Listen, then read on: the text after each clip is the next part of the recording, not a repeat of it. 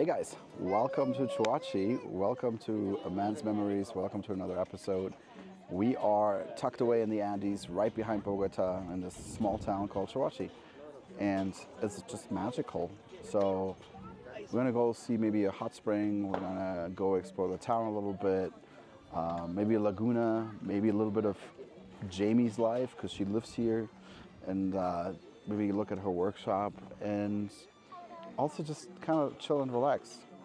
So I hope you enjoy this episode. Grab your favorite drink. Cheers, like and subscribe, and just have fun with it. So we're gonna take it easy today. We're gonna go to a spa and have some breakfast, and apparently there's some hot springs here. So it's like waters from the mountains here near the Andes, and I'm gonna check that out and show you guys around a little bit.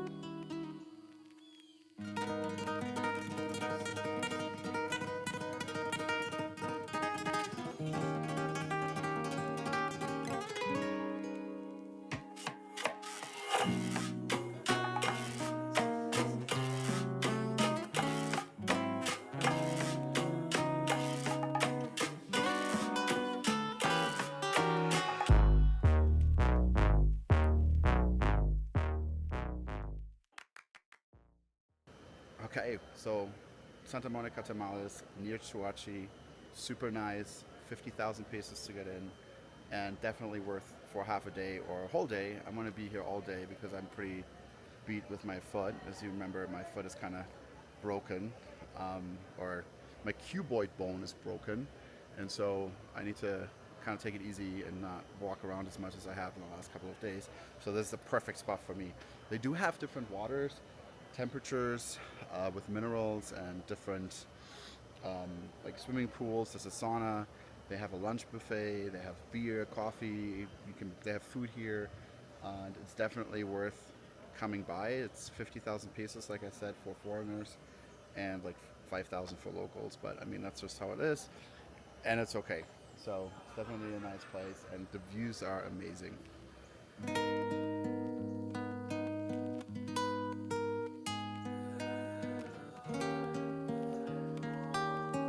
Another adventure concluded. Is the Santa Monica spa worth it?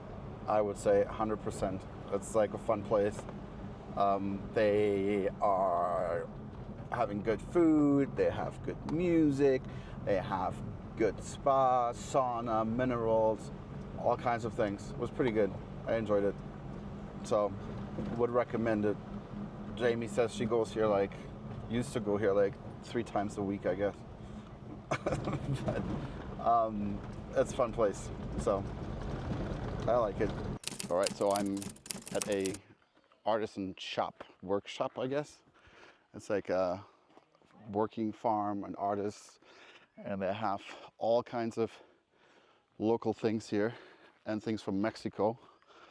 And I'm gonna get a little tour and take you guys along, and we'll see where this leads us.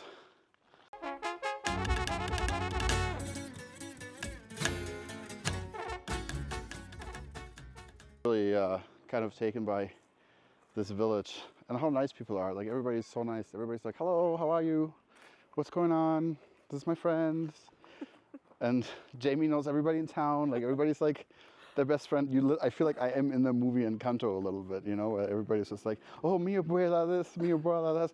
It's so funny. And this house is like pretty big complex, and they have like place for rent and paintball and artisans and just a really nice view. And so I think they just came here to show me the view, and also to get a coffee with the lady of the house. So I don't know if I'm gonna film that, but it's really nice. So it's open to the public, right? You can come here? No. No, you cannot come here. Sorry, you cannot come here. I can come here, but you cannot. Sorry, but you have to live through me in this case. So I guess it's just a community of people living here privately. But don't come here. I will not show you where this is. So this is the workshop here, and the sign says "Esta un lugar para ser feliz," and it means like this is a place to be happy. And I can see how people are happy here. So, and this is like one of the shops here we're in now, and they make this and they sell this in the marketplace in town, and everything is from Mexico. So I guess Colombians like Mexican stuff too, and they make like little handmade birds. Wow, very cool. Very, very cool. So definitely privileged to be here and sharing this place. So it's great. And then they have another funny sign, which I have to show you. This sign is even funnier, which says, "Mantra de la felicidad, me importa un culo," which means like, my mantra for happiness is, I have an important ass. I mean, it doesn't translate really well, but I think it means like, your happiness is most important, and my butt matters just as much as everybody else's. And you like, you know, you sit on your butt a lot, so your butt is important to remember. So now I'm just invading someone's home, apparently. So this is like their house. So this is the patrons of the house, and they made a painting for themselves. And these are the parents.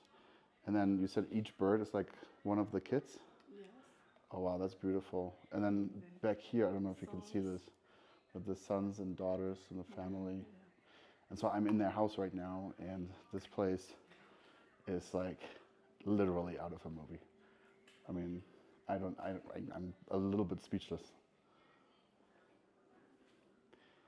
And they live here. This is like their house. I mean, look at this framework.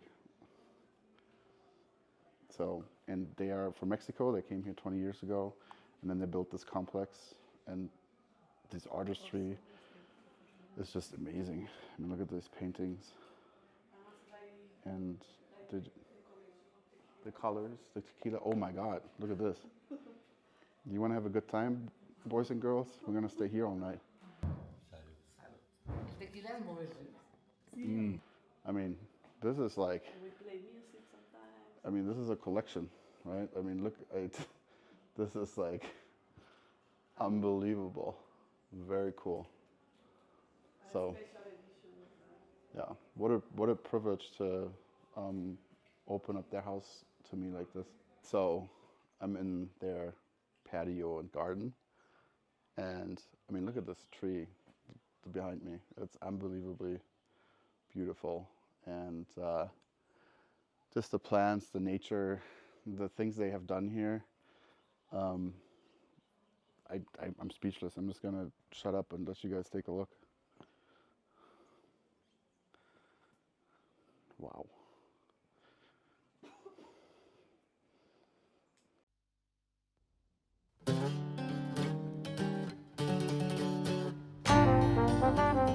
Así suena Ramiro LR.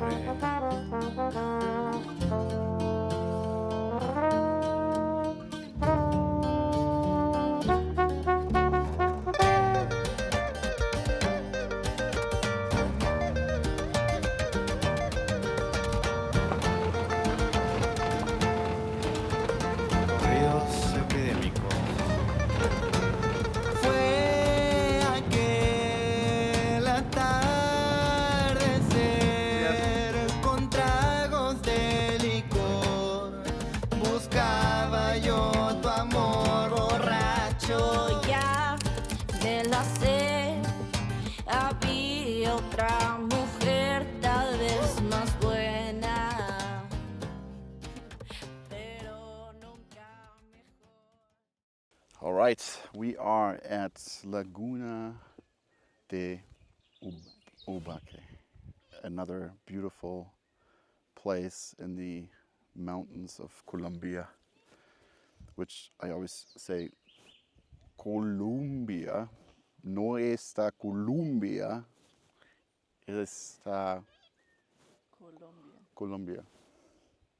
So I'm learning. But yeah, it's cool. It's a nice lake and area. It's like, I would say, like an hour away from Choachi. It's near Ubaque, the town.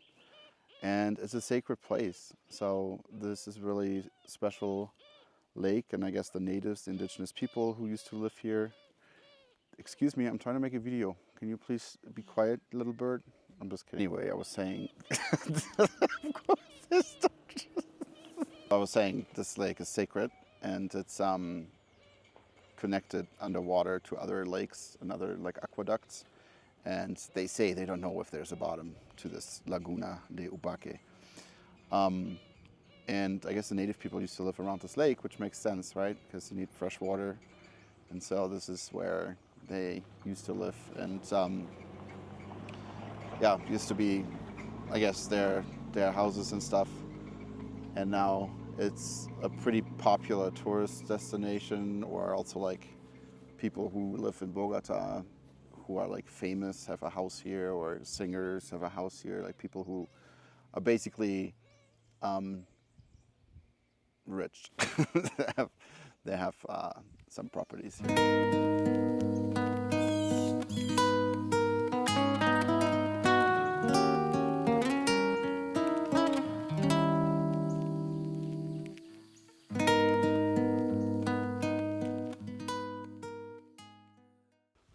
So story time. Last night, I went out for drinks with this lady over here and her brother, cousin, and I think her cousin's girlfriend. There was just a lot of people. And we're having drinks, the night is going well. You know, we're having some beers, maybe a little bit tequila. Fast forward to about 2 hours later, I'm singing karaoke in Spanish. Y mi español es mal.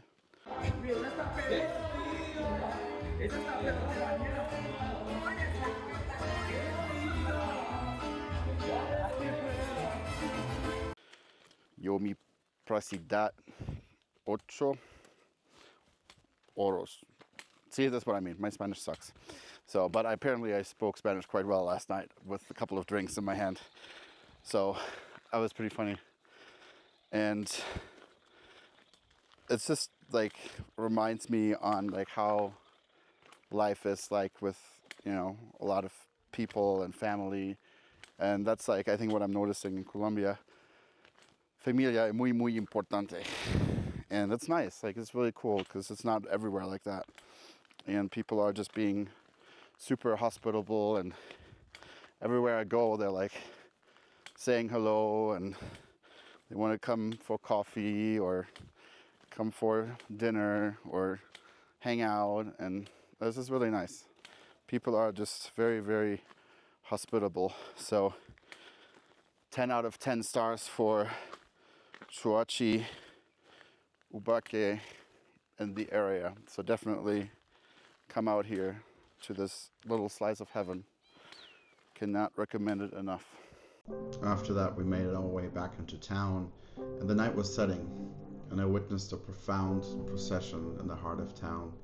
It was around Easter time. As the night set in, monks solemnly carried the statue of Christ being laid to rest. Surrounded by a large crowd, the atmosphere was filled with a deep sense of holiness and reflection. The flickering candlelight and hushed whispers added to the sacred ambience and atmosphere.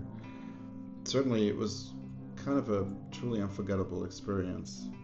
And then the next day, I ended up exploring another part of Yeimy's journey in life, which is her workshop, and that's where we're going to head next.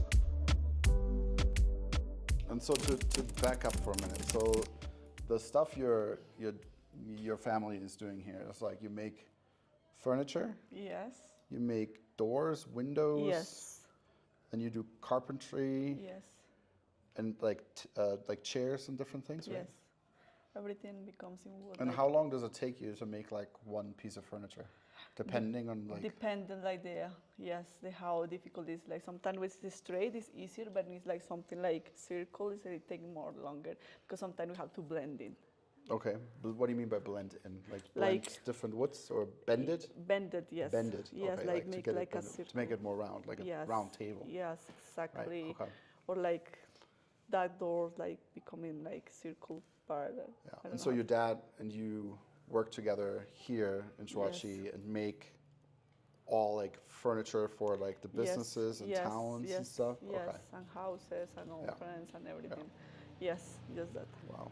And like a sander, like it sands Yes, down the wood? yes, but it's pretty big, so it's so convenient for us. Wow. But when you are like big tables, you know, Yeah. so it's like helping us with too much with that machine because I can use my hands. So what I do sometimes, I use an orbital sander, like the small one. No, I also use. But this is like ridiculous.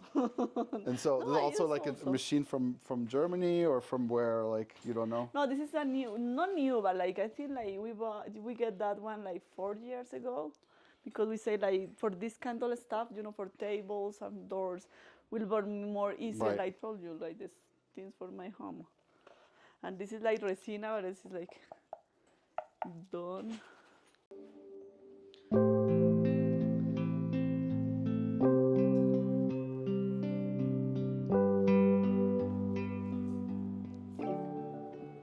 This is your workshop or your other workshop. This is where you actually sell stuff, right? Yes.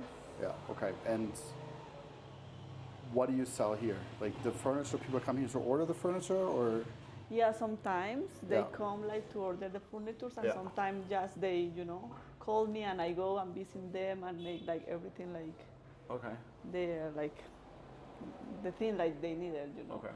So in here like it's like this is the knitting spot, you know. Can you take this over here and show? So what? We make it this. With this we have just to do like this to cross, you know, Yeah. the material. And when it's like too tiny, I use this one to do the same thing, you know, like that. Yeah. And so you weave it through.